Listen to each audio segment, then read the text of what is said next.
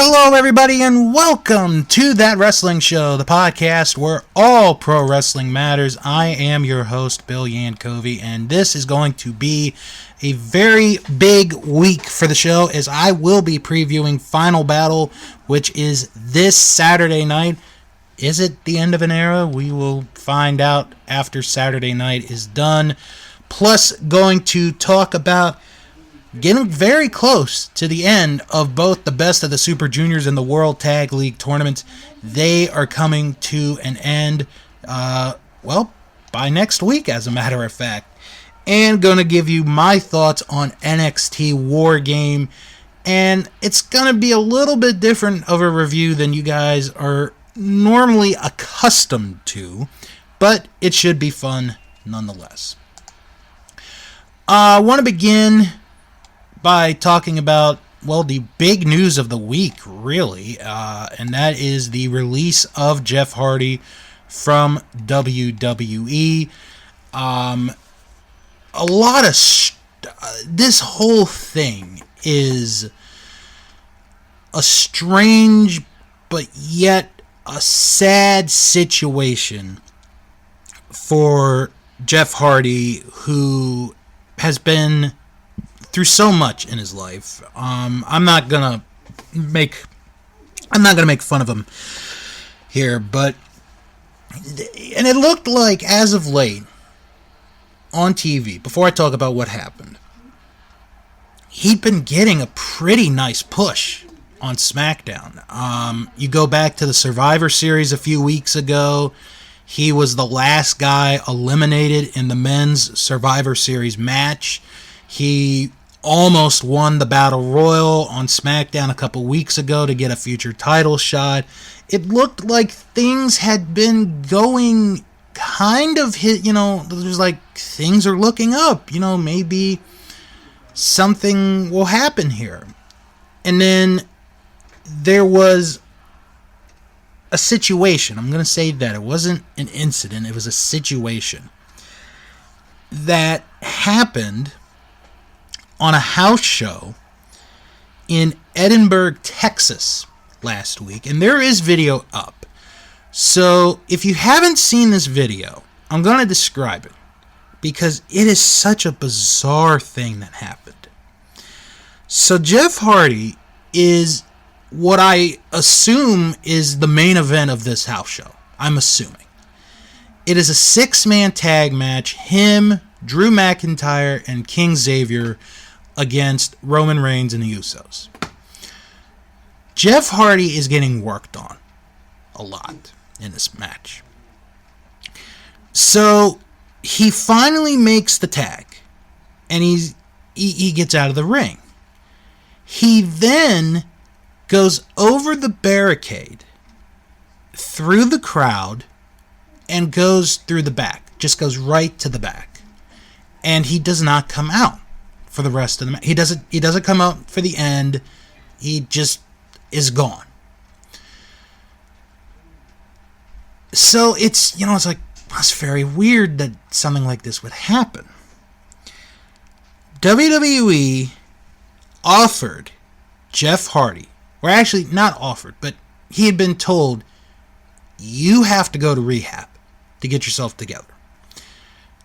Jeff said, no, I'm not going, and WWE, as of yesterday, let him go from his contract.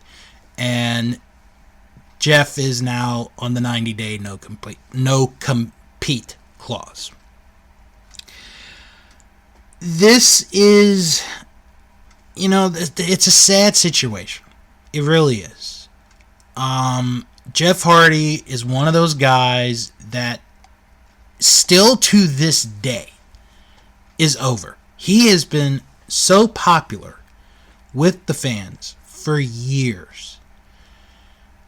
And he's one of those guys where it's like, you think that he's, made it, he's back, he's clean, and then something happens and, he's kind of back on whatever it is. I don't want to say that he's back on drugs. I can't really say that for certain, but he's just back on, doing whatever he had been doing in the past, which is kind of a sad situation because there are people who, do fall off and then get back on and fall off and back on, and that's unfortunately the way life goes. I really hope for the best for Jeff Hardy. I hope that maybe he gets some time, gets himself together. If he decides to go to rehab, I think we as fans all support him going to rehab. Obviously the choice is up to Jeff, but it's something that, is one of those sad situations where you think maybe he's gotten over his demons, maybe he's past what he's been through, and, every once in a while the demons come back, unfortunately, and this is how life is, and it just sucks. Let's just say it like it is. It just sucks. And I don't even care right now about, where Jeff Hardy goes once the 90-day clause is up. I really don't care. I just want him to get better. I think a lot of wrestling fans want him to get better. And then once he is better, maybe we'll go from there talking about what he's going to do, where he's going to wrestle. So let's just hope for the best for Jeff Hardy, that he gets better.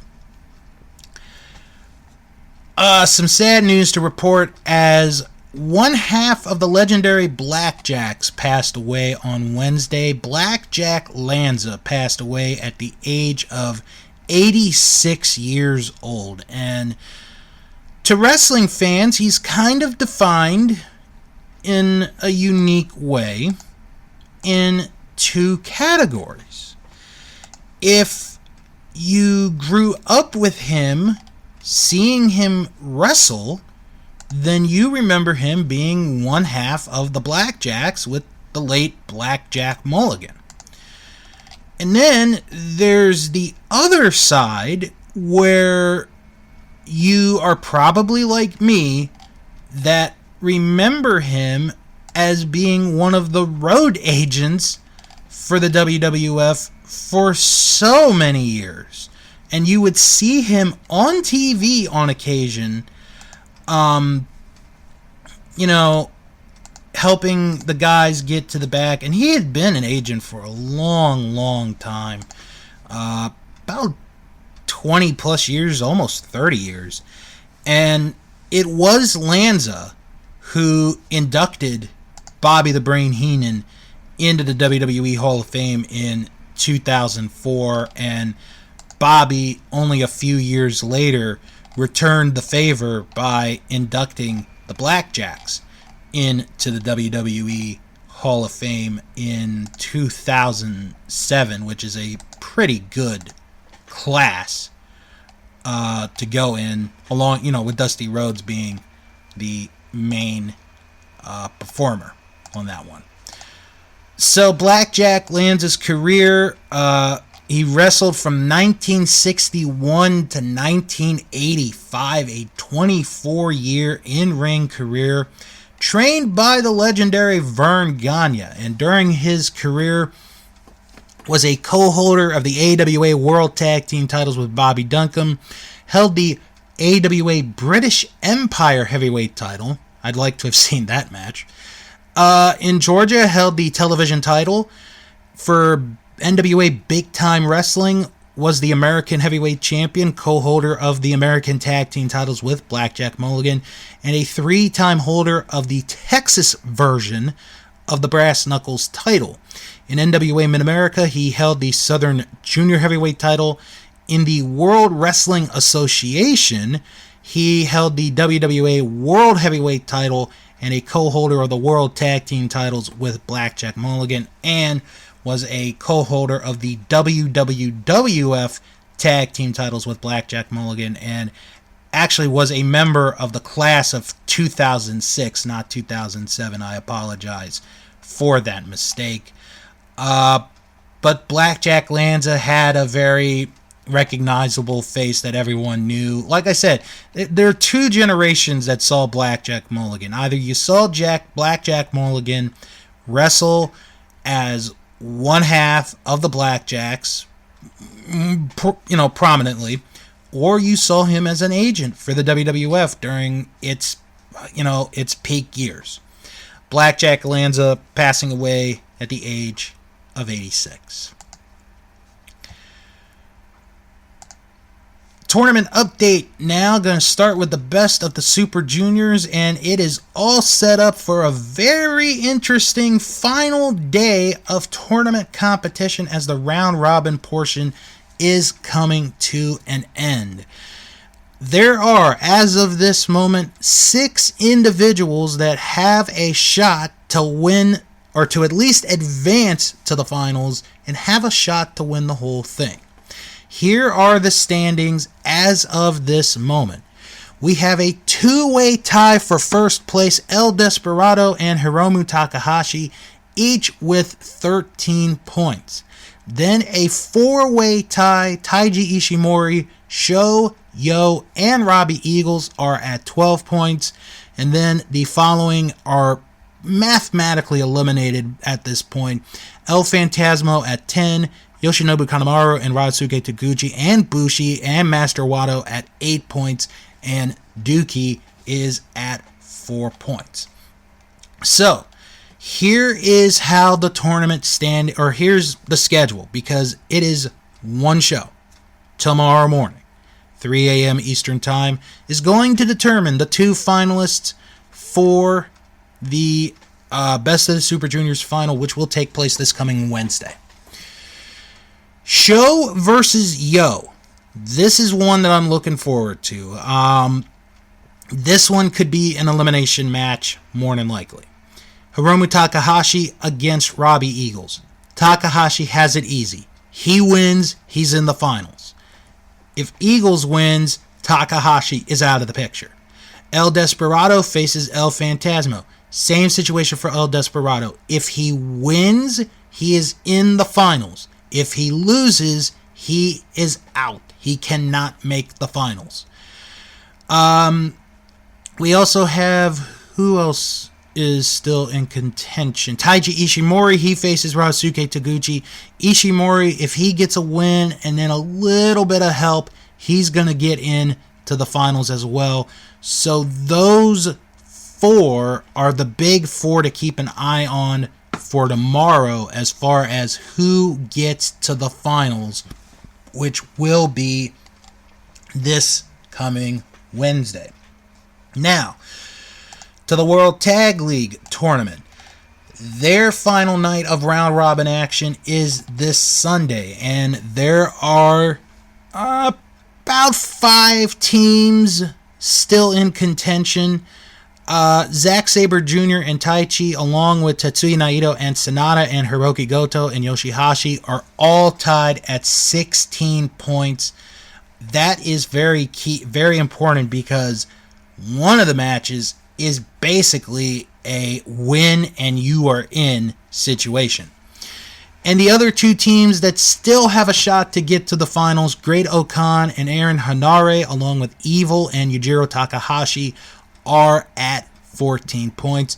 The other remaining teams really don't have a shot to get in. The Gorillas of Destiny, along with Bad Luck Fale and Chase Owens, and Hiroshi Tanahashi and Toru Yano, each have 12 points. And then the remaining teams have no shot. Kojima and Tenzan are at 4 points. Yuji Nagata and Tiger Mask are at 2 points, along with Hanma and Makabe. And Minoru Suzuki and Taka Michinoku have yet to win a match in the tournament, which is very surprising considering it's Suzuki on the team. So, here is how this plays out for Sunday, and really it's a 2 to 3 match situation.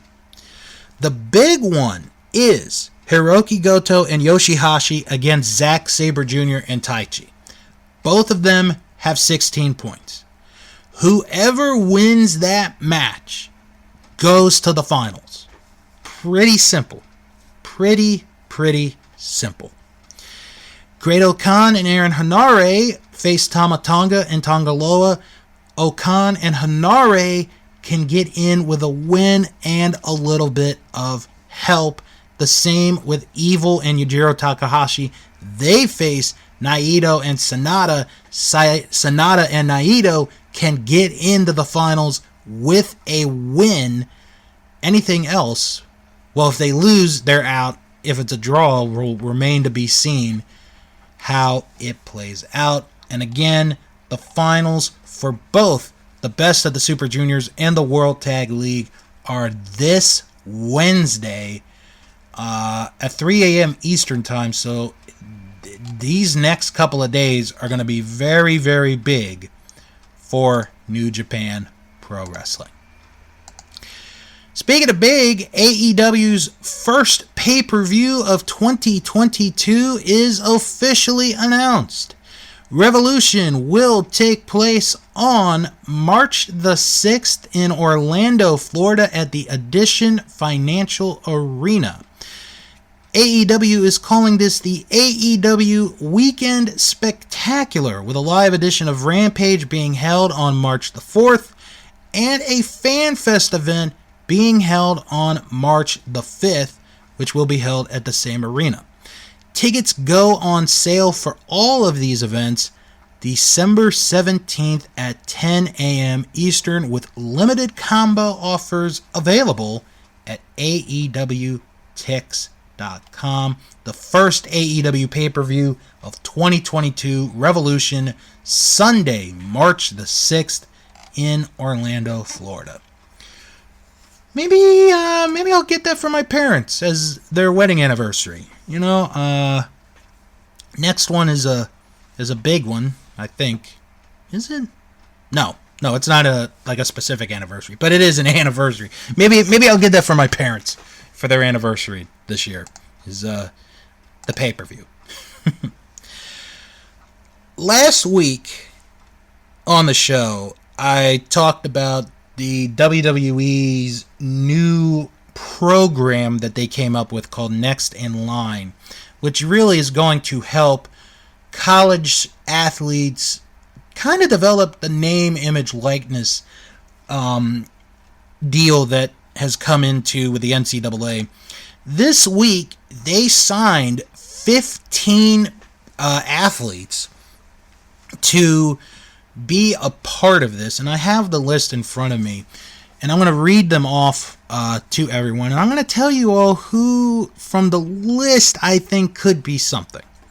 So we have Carlos Avils, who's a track and field athlete from Ohio State. Haley and Hannah Cavinder, yes, twins, both play basketball at Fresno State. AJ Ferrari, who is a wrestler at Oklahoma State. Lexi Gordon, who plays basketball at Duke. Aaliyah Hutchins, who is a track and field star at Wake Forest. John Cran, who plays football for Portland State. Glenn Logan, who plays football for LSU. Isaac Odugbison, who is a track and field star at Alabama. Mason Paris, who is a wrestler at Michigan. Masai Russell, who is a track and field star at Kentucky. John Seaton, who is a football player at Elon. Joe Spivak, who plays football at Northwestern. Dalton Wagner, who plays football at Arkansas. And Riley White, who is a track and field athlete from Alabama. Of the 15, just looking at them, the one to me that kind of just screams, this guy could be something, or this girl could be something, is AJ Ferrari. He's already got the name! AJ Ferrari! How can you mess this up if he ends up in WWE? That's the perfect name! AJ Ferrari! Come on, you can't get any better than that! AJ Ferrari! It is there! in the name.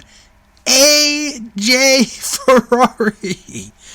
Come on. You can't do better than that. Good Lord. If some of them, because obviously not everyone's going to make it. If some of them make it, they're gonna have their names changed. Maybe not the Cavender twins. Maybe not them. But come on. AJ Ferrari. You're kidding me. You can't have a better name for wrestling than that. AJ Ferrari. You know what? I'm an AJ Ferrari guy. I'm going to say it right here, right now. I am an AJ Ferrari guy. I'm pulling for AJ Ferrari. I want him to end up getting signed by WWE and end up being like the biggest star ever. And if it happens, it'll be because of this show. Alright, so this past Sunday was NXT War Games. Not a takeover, it's just NXT War Games. They had, in total, 5 matches on the show, and I'm going to say it was kind of a meh kind of show. Not the greatest, but not really the worst either. So it had its good moments, and it had its moments that, I could kind of forget. It depends on how you feel would be the best way to do it. So, I'll go through each of the matches, give my thoughts. Start off with the Women's War Games match. This one, they tried, but I think the whole weapons thing was a bit too much. And I'm going to say the same about the men's right now as well. I think the weapons shtick is a little too much for the War Games. Why would you need weapons for the War Games? You're in a cage. You are in a steel cage. I don't think you needed that a whole lot.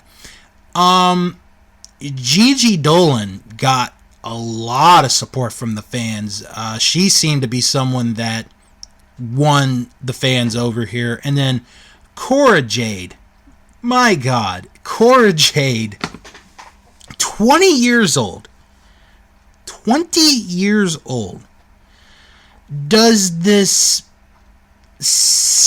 like a swanton dive, and it's like she barely hits it, and then when she lands, she's holding her shoulder, and they kind of make part of the match focusing on, this 20-year-old hurting her shoulder, and then and the doctors want to get in, and they're like, we want to, take care of her, we want to get her out, and then Io just yanks the shoulder back into the socket, and it was kind of a weird thing, and then the ending was just so abrupt, where everybody was out, and then here's Cora Jade, who crawls over to JC Jane to get the 3 count and the win. The ending just seemed kind of rushed.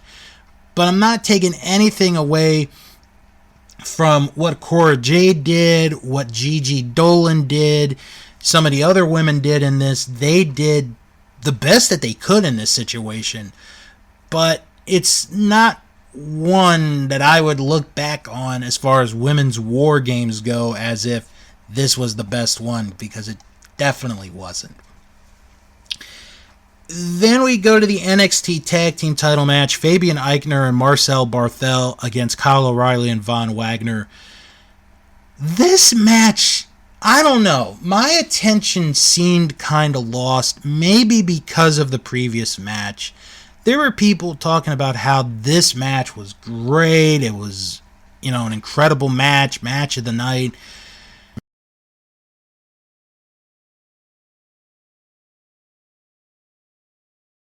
Match.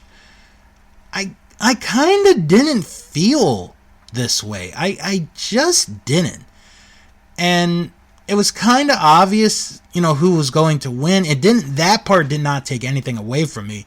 But still, it was just like, besides Eichner pulling out an amazing performance in the match, what else is there to talk about, really? Imperium won the match to retain the titles, and then Kyle O'Reilly and Von Wagner had a fight, which apparently set up a match on Tuesday that Von Wagner won, and it was Kyle's last match. Kyle O'Reilly, as of right now, is a free agent. As of right now, remains to be seen. Duke Hudson against Cameron Grimes in a hair versus hair match. Cameron Grimes is someone that I've really enjoyed, and this is no exception. This was a very good match. Good back and forth. It was a little gimmick, but, it was a gimmick kind of match, but it was just a fun match to watch. And, Cameron Grimes getting the win, and then the post-match where Duke Hudson tries to shave his hair, and then Grimes reverses it and gets a little bit off before Duke Hudson escapes. It's good, and it kind of shows that this definitely is not the end of that feud. Then we get to the Cruiserweight title match, Roderick Strong and Joe Gacy. This is the one that I could forget in a heartbeat, and I probably would not be upset about. This match did nothing. It did nothing for me, and Roderick Strong retained. That's really all you need to know. But the best match of the entire show to me was the men's War Games match between the Black and Gold and 2.0, Team 2.0 of NXT. And I'll tell you, there were two guys that came out of this match looking like stars, as far as I'm concerned. One, Carmelo Hayes, and two, Braun Breaker. Those two are going to be something. They're going to be stars. And Carmelo Hayes, I'm gonna give the guy credit. Started the match, started the War Games, went all the way to the end, and he looked fantastic. He looked wonderful. I want to see more Carmelo Hayes, matches down the line. I would be all for that. If he ever gets called up to the main roster, I hope they use him tremendously, because this guy has a lot of ability, very good in the ring, smooth in the ring, and I watched a couple of his promos. He's a good talker too. This guy's got a lot of potential. He could be something really, really important and somebody good if they use him the right way. And then Braun Breaker. Okay. When your father is Rick Steiner, who you could say is the original mayor of Suplex City, and your uncle is Scott Steiner, you better be pretty doggone good. And he is. And when I watched him, I was seeing his dad. I was seeing Rick Steiner in the ring, throwing the suplexes, doing all of these moves. And I'm looking and I'm like, this kid's got it. This guy's gonna be something. I really feel that way. Braun Breaker is a hybrid of his dad and his uncle. And my God, if they, develop him more, Braun Breaker could be somebody in a few years in WWE that I could see being a serious contender for the world title or the universal title. I don't know if he's at the position yet to where, it's like, oh, he's going to main event WrestleMania Sunday. I'm not at that position yet. But Braun Breaker looked fantastic. And the same way with Carmelo Hayes. These are two guys that I thought of the team are the two that are going to break out. They're going to be huge stars. Grayson Waller is a maybe. I'm not, quite sold on him, but I see potential.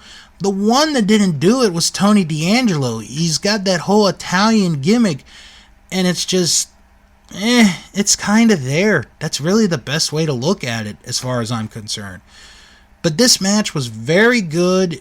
went a good long time. It was almost a 40-minute match. And you know what? Everybody looked good in this match. I can't complain. I really can't complain about this match. There really wasn't much bad in it. It looked very, very good. Probably one of the better War Games that NXT has had since they brought the War Games back into the fold. And Team 2.0 won, and it was Breaker who got the pin on Ciampa, so you could tell that they're going to do another Ciampa Breaker title match down the line. Just a really good War Games match. I really enjoyed it. Like I said, probably one of the better ones that they've had in a while. So I would recommend this match to watch of the 5, and then really watch for Hayes and Breaker. Those are the two to me that stood out the most out of everybody in the War Games. Alright, so this Saturday is Ring of Honor's final battle, the quote-unquote end of an era, and we have some interesting news that has developed during the day over the last 24 hours. Originally, the main event of this show was going to be Bandito against Jonathan Gresham for the Ring of Honor World title. Unfortunately, Bandito tested positive for COVID, therefore he cannot compete at this event tomorrow night. However, Tony Khan and AEW are going to lend some talent to Ring of Honor for this event. Mainly, Jay Lethal will now be a part of Final Battle. He originally was not going to be a part of Final Battle this Saturday, but because of what happened with Bandito, Tony Khan said, he was going to allow some of his talent to compete at Final Battle, and Jay Lethal is one of the talents that they are going to let compete. So, because of that, we now have a double main event for Final Battle this Saturday night, and this is a very good looking card. And I wrote an article, it's up on our website, thatwrestlingshow.com, about my feelings towards Ring of Honor and what Ring of Honor has meant to me over the years. Please check it out. It's up on, I posted a link on Twitter, on our Twitter account, and it's also up in our Facebook group if you guys want to check that out. So, going to take a look at each of the matches and going to make predictions on all but one match, because I have no idea what will happen in that one match. So, let's get to the card for Final Battle. There will be a 10-man wild card tag team match. No one has been announced. That's why I am not making a prediction on that match. A 4-corner survival match for the Ring of Honor World Television title as the new champion, Dalton Castle, makes his first defense of the title against Rhett Titus, Silas Young, and Joe Hendry. This should be a pretty good match considering the 4 individuals that are involved in it. I'm going to say Dalton retains the TV title. He just won the belt. So I'm going to say Dalton holds on to the title. The Ring of Honor Pure title will be defended as Josh Woods defends the title against Brian Johnson. And you know what? I kind of see a little bit of an upset here. I think Brian Johnson is going to win the Pure title off of Josh Woods. It'll be an upset as far as I'm concerned. Ray Horace goes one-on-one with Dragon Lee. This should be a fantastic match between these two. This is going to be high-flying. BWI Airport better have air control traffic ready to watch these two go at it. I'm going to say Ray gets the win on this one. Should be a very fun, very fascinating match. 6 women tag team action as the Hex of Allison Kay and Marty Bell team up with Chelsea Green to face the Allure of Mandy Leon and Angelina Love and Miranda Elise. Should be a pretty good 6 women tag match. I'm going to go with the Hex and Chelsea Green to take the victory. The Ring of Honor Women's title will be on the line as Willow Nightingale challenges the champion Roxy. Should be a good match. Willow has become one of my favorite women's wrestlers to watch, and Roxy really earned her way via the tournament. So I'm going to say Roxy is going to retain the women's title. We have a 6-man tag team match as Violence Unlimited of Brody King, Homicide, and Tony Deppen will face the team of Tracy Williams, Taylor Rust, and Eli Isom. Could be a show-stealing 6-man tag. I'm going to go with Violence Unlimited to take the victory. The Ring of Honor World 6-man tag team titles are going to be defended as the Righteous of Vincent, Bateman, and Dutch will challenge Shane Taylor Promotions.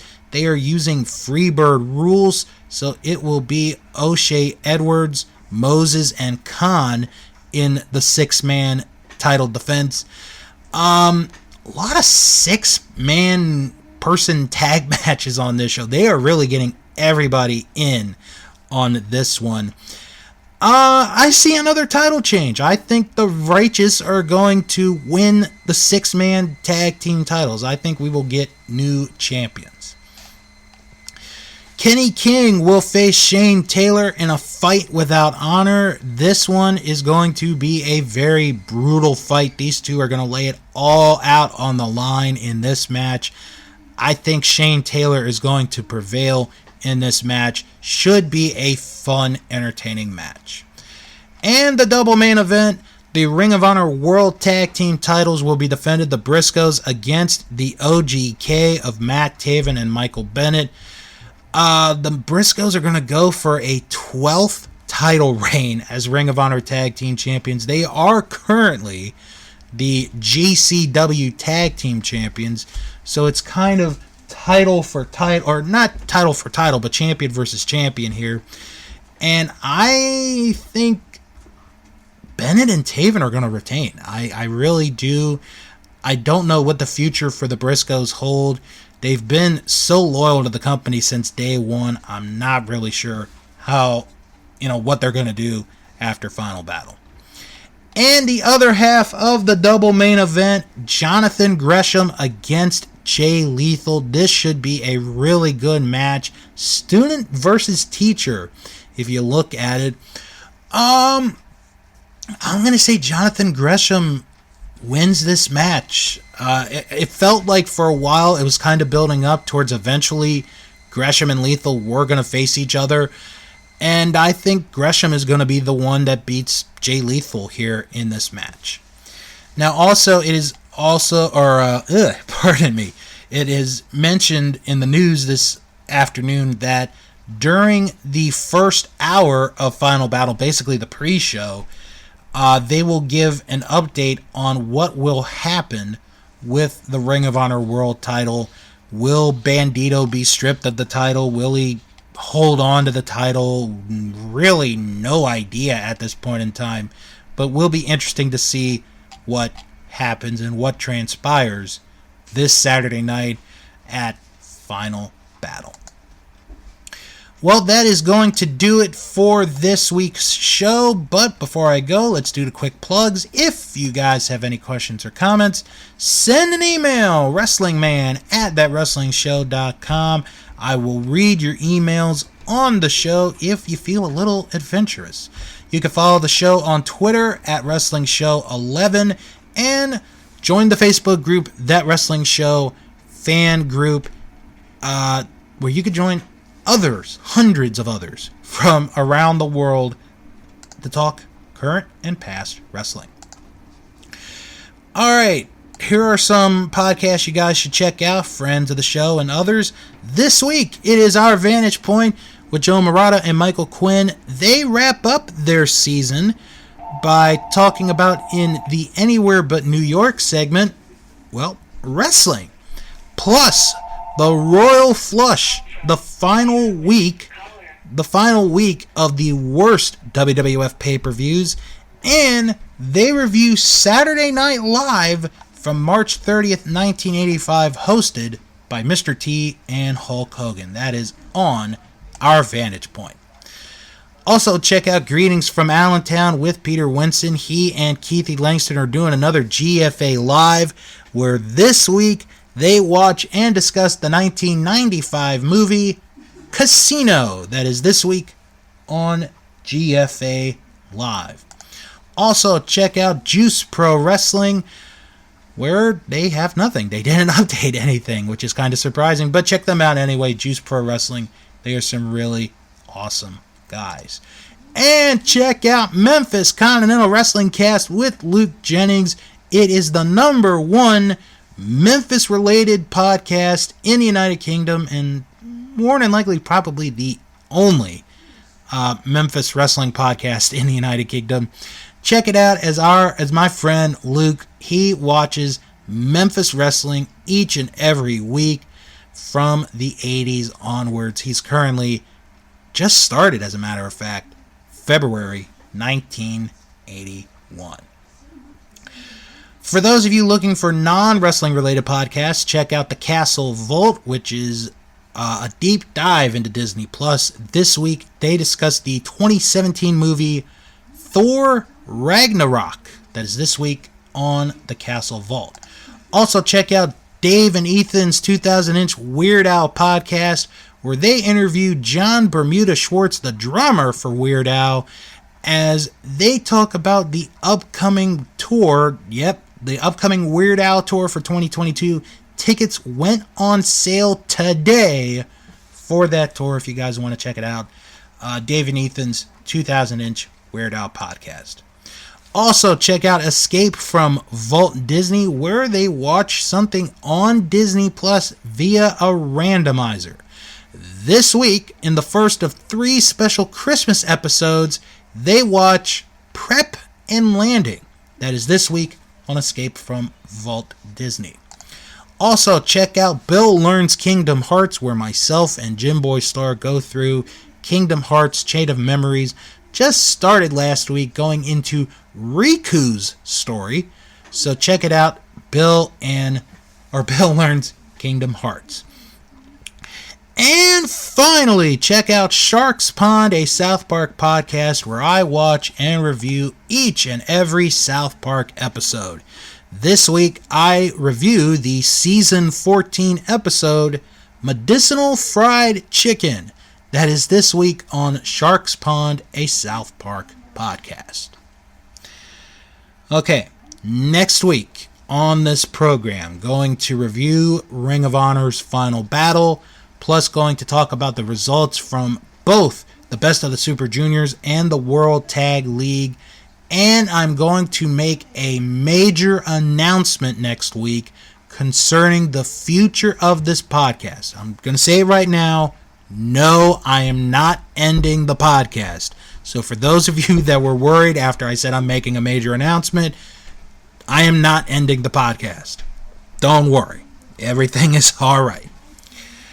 So, everybody have a good, safe weekend wherever you may be.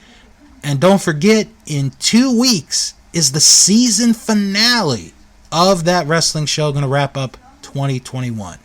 Everybody have a good, safe weekend, and come back next week for another episode of That Wrestling Show, the podcast where all pro wrestling matters.